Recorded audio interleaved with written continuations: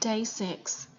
In the dark, we roar wildly through some trees that come so close to the trail the sled seems hardly to fit through. Twice I am knocked off the sled and scramble back on. Then we climb up a frozen riverbed and waterfall in the dark. The dogs jump from boulder to boulder, and I hang beneath the sled at one point with my feet out in the open space, and suddenly we come out in the burn. We were warned about the burn. It is a 90-mile wide stretch of broken country where the forest fire took everything out. For some reason, there is often not very much snow in the burn, and this year's no exception. Just as it gets dark, I look out across a vast expanse of rocks and dirt and dead grass and burned trees fallen one over another, and no snow, not a flake, as far as I can see. The dogs are still fresh, having slept a full day, and they don't care that there's no snow for the sled runners. It's all the same to them, and I have to run them. Inside half a mile, I'm in trouble. The dogs run beneath a burned tree, and the sled jams. I cannot back them up, so I take a small bow saw and cut through a tree, which allows the sled to escape. I barely grab on as it explodes forward to the next tree. As the sled jams, I cut through a tree again. All through the dark night we slam from tree to tree, with me dragging on my face half the time, bouncing off rocks and dirt, while the dogs resting each time I must cut a tree, staying fresh and powerful and lunging. It is chaos. I have not rested well, and the hallucinations start about midnight, and I have the same man in the trench coat on the sled for a time, talking to me about educational grants, until I tell him to shut up and leave, and he becomes indignant. I learned that night how powerful the hallucinations can be. In a rare moment when the sled is on smooth ground, I come across a clearing and a dog team is stopped ahead of me. All the dogs are asleep, spread out across the grass, and one of the other mushers in the race is leaning over the empty sled with his fist raised. "Get out of the sled or I'll kill you," he is saying. When I stop in back of him and ask what is wrong, he points down to the empty sled. "It's this man. I've carried him over 200 miles, and he won't help push up the hills. I'm sick of him. I'm going to leave him here in the burn." We talk for a bit, and he relaxes and realizes he is hallucinating. But as I leave, I hear him say loudly again, "Get out of the sled." And I think as we go that perhaps it is not real, and that I am hallucinating about a man having hallucinations, and that in turn triggers the thought, or perhaps all of it, the burn, the race, the dogs, my life, all of it in the whole world is just a hallucination. My brain is running wild with this thought when the dogs stop, and I look up, and there is an enormous bull buffalo standing in front of my leader, smelling his head. I stare at it for a long time. The man in the trench coat is back on my sled, and the buffalo is standing there. My befuddled brain simply thinks it's another hallucination, and I wait for it to disappear. It doesn't. I try to hush the man on the sled because I'm worried he will anger the buffalo. I've never seen an angry buffalo, even in an hallucination, and I do not want to start now. The buffalo seems as big as a house, but it slowly seeps into my thinking like mud warming, that the dogs would not have stopped for my hallucination. It is a real buffalo. There is a herd of real buffalo in the barn, and this bull stands looking down on my leader, Wilson, who is a very sweet and wonderful dog, but dumber than a walnut, and is smelling him. I call the dogs up, and they go around the bull, and I'm surprised when the man on the sled says nothing, though we pass not 4 feet from the buffalo and could easily touch it. The buffalo does nothing to us, is very mellow. I hear later that another musher fell asleep in the barn next to his sled. His dogs were resting, and when he woke up, the buffalo was standing over him, straddling him, smelling the breath as it came out of his nostrils. Buffalo, he says when he tells of it, there is strangely no fear in his voice, have very bad breath. The burn finally becomes too much. I am going across a large clearing, several miles across, and it starts to snow, and the wind kicks up, until I cannot see the dogs, only the front end of the sled now and then, and I have no idea where the trail is supposed to be. Wilson loses his way and begins to wander. Since there is no trail to follow, he works around a large circle to the right and heads off into the bush, and I don't know anything of this until we come into a box canyon and cannot proceed any farther, and I know we've lost the trail. We've run perhaps 30 or 40 miles off the trail, And to compound the problem, the wind and driving snow have quickly covered our tracks, so we cannot easily find our way back, and I cannot begin to think. I sink down on my knees next to the sled in a kind of surrender, and when I look up, my friend is there. The Eskimo man who helped me when I was sick is there, and he takes Wilson by the back of his harness and drags the team around, and I stand on the sled and we start.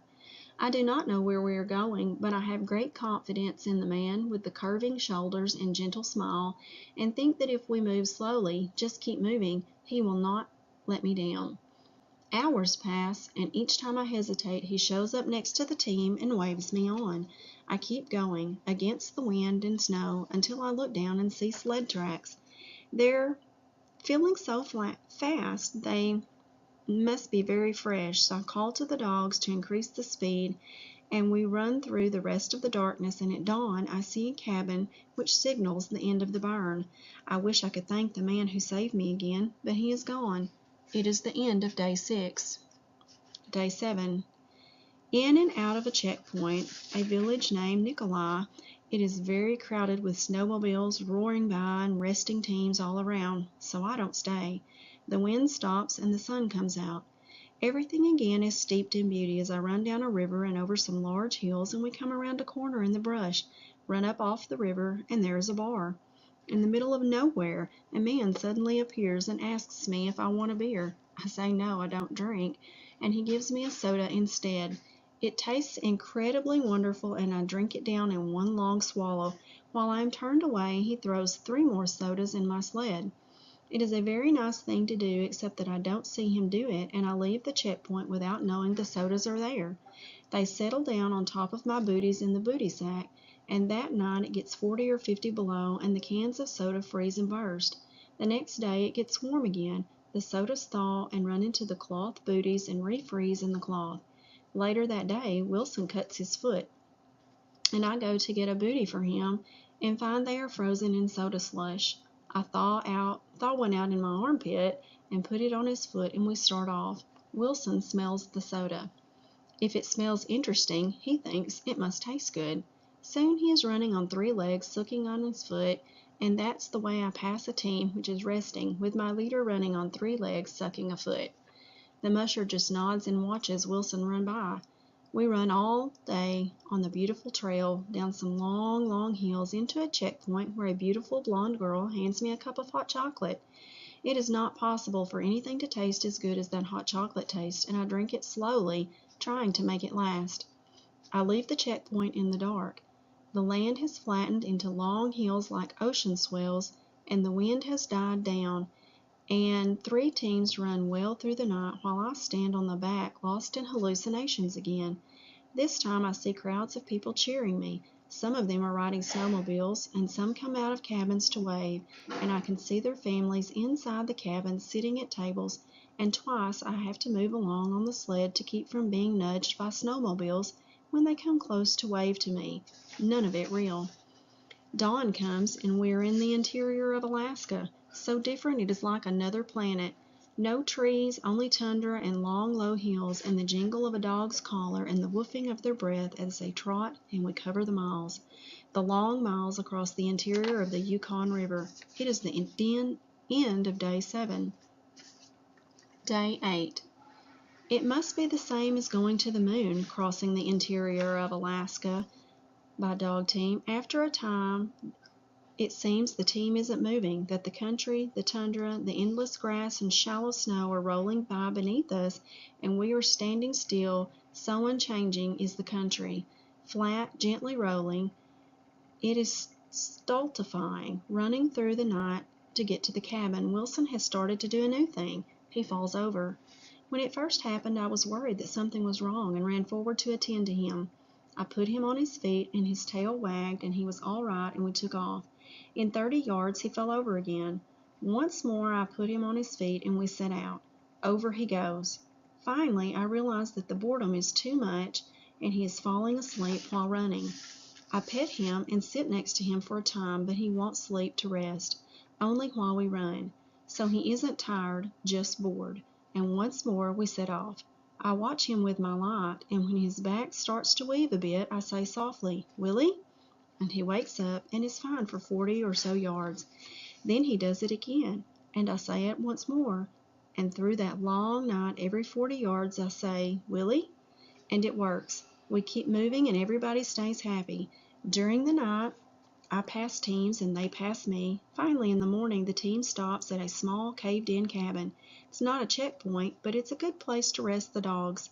Inside the cabin, a man I passed, and who passed me later, has started a fire in the stove, so I hang my clothes to dry and make tea.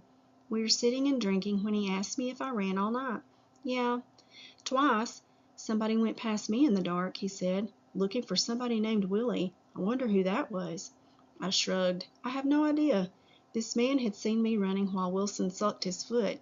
I thought there was no sense in making it even worse, and that ended day 8. Day 9.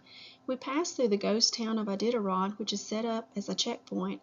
I pull the team alongside the river to rest them under some overhanging willows. The dogs and I are sitting by a fire when a plane lands right next to me and a man gets out. "Somebody told me that you had large dogs," he says, looking at my team. "I guess so. Big and slow. I have female wolf in the plane and want to breed her to some big dogs." I look at the plane more closely, and sure enough, in the back seat is a wolf. She is huge, well over 100 pounds, and has a muzzle on. I cannot believe this man has flown out here with a wolf sitting in the back of him just to get her bred by my dogs. "She's in season," he offers. "The only problem is she has killed 3 male dogs I've tried to breed her to." "I'll pass," I say. He shrugs amiably, jumps into the plane, and takes off. It is all so bizarre I think perhaps I dreamt it, but there are ski marks on the snow from the landing gear of the plane. We leave again at night. There are some mean hills as we leave, and they are dotted with gear dropped by rookies trying to get lighter. I see an extra pair of socks, some gloves, brass snaps, a Coleman stove, a good fur hat which I try to grab but miss and don't want to stop for, several articles of undergarments. It seems a waste, but I find out later that people from the checkpoint will come out with snowmobiles and harvest the hills as they do each year. 3 days earlier, one of my dogs had stopped eating any of the meats I had sent for the dogs, pork, lamb, beef, and liver, and dry dog food.